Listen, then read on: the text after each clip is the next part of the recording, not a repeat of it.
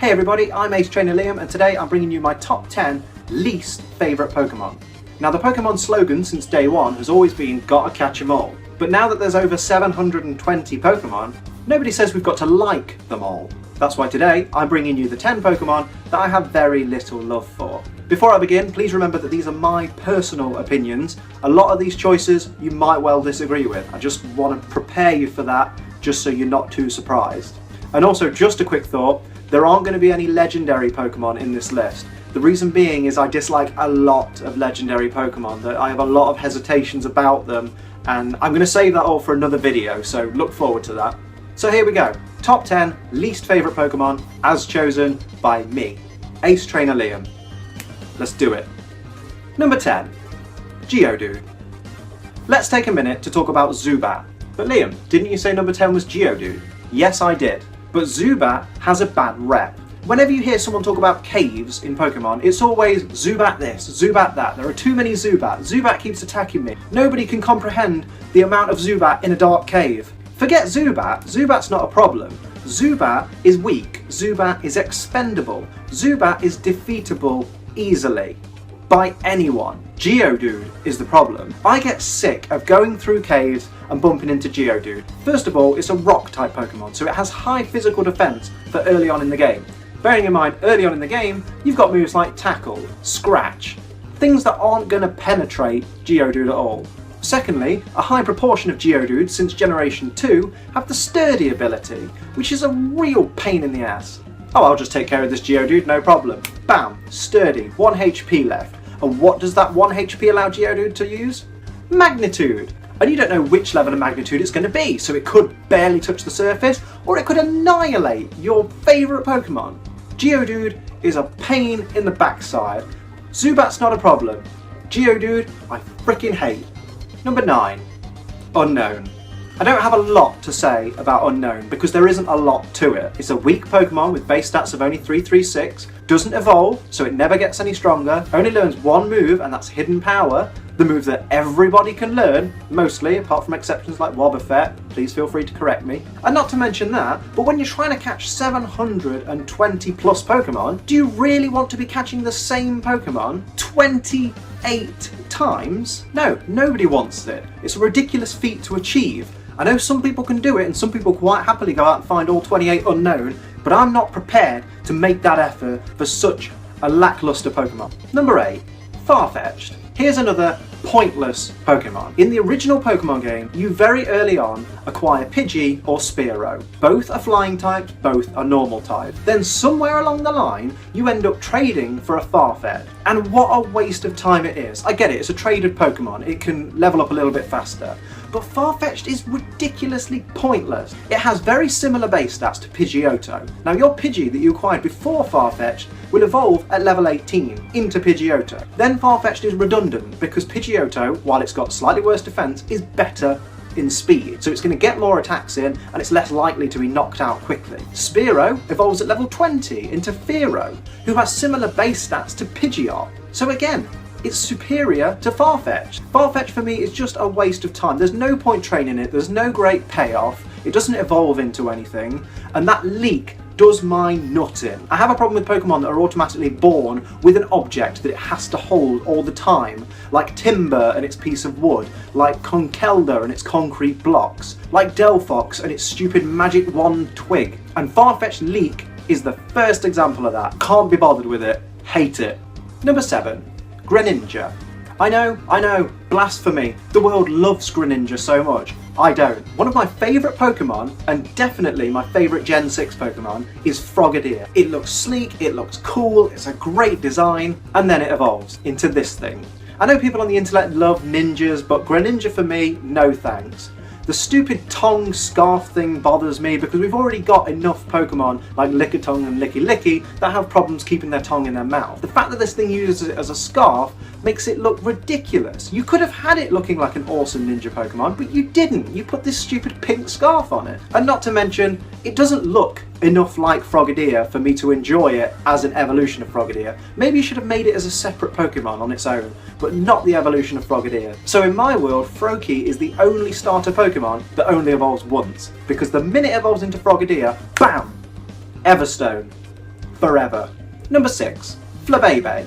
Generation 6 saw the introduction of the brand new 18th type, Fairy, which I don't have a problem with a new type being introduced. Fair enough, it's a type that means Jigglypuff can take down a Drudigon single-handedly, but I was happy to accept a new type into the mix because it was a new dynamic. What I didn't like is being force-fed Flabebe. Pretty much every route you go on the first 2 hours of the game, you bump into Flabebe at some point with its stupid cry. The whole main story revolves around a guy that brought Flabebe's evolution Floette back to life, and somehow in doing so created the ultimate weapon that in the game just destroys itself.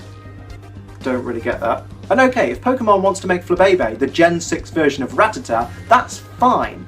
What I don't like is its type. Like I said, I don't have a problem with fairy types, that's fine. But what type is Flabebe missing? The grass type. But why should it have the grass type? What is it about Flabebe that would make it a grass and fairy type? Oh, I don't know. Maybe the fact that it's a flower, for starters.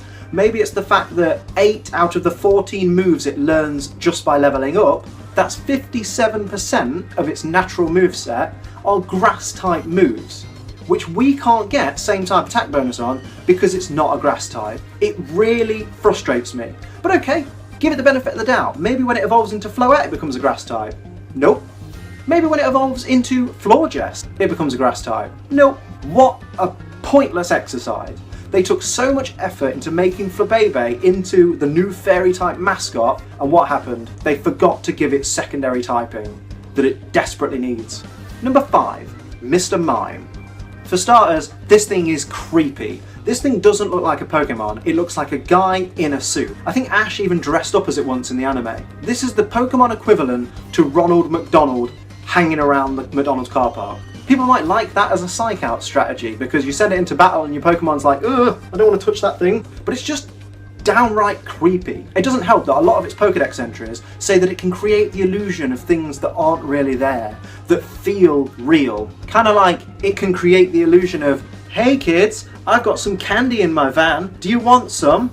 Creepy, creepy Pokemon. This Pokemon is on the offenders list for me, it is horrible. And one other problem I have with it, gender. It's Mr Mime, it's a male Pokemon. But you can quite easily get a female Mr Mime. What's that about? Number 4. Emolga.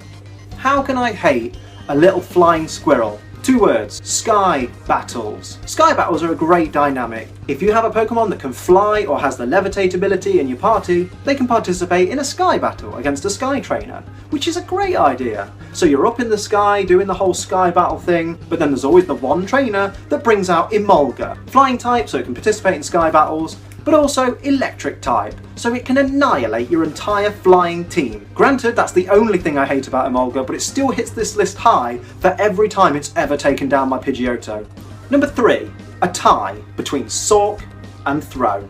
You know straight away what I'm going to say about these Pokemon, because I've already said I don't like Pokemon that are born with objects or born with outfits. Outfits on Pokemon are stupid. Cosplay Pikachu gets away with it because it's a Pikachu that has been dressed up. It's not a Pikachu that was born with clothes. But Sork and Throw, the 2 Pokemon that hatch from their eggs in full martial arts gear, do my head in. Not only are they too human-like for me, in that one of them just looks like a lanky guy, and one of them just looks like the Thing from Fantastic Four, but why can't Pokemon create more fighting types that don't look like people dressed up? It can't be that difficult. Mankey and Primeape were pretty cool fighting types, but again, Primeape had to have the wristband. But Sork and Throw aren't even attempts to make Pokemon look like monsters. It's just a purple and a red person. That's all they are. Nobody wants those things creeping around with them on their battles. These are 2 Pokemon that I just will never use because I can't stand how stupid they look. Number 2, Rhyperior.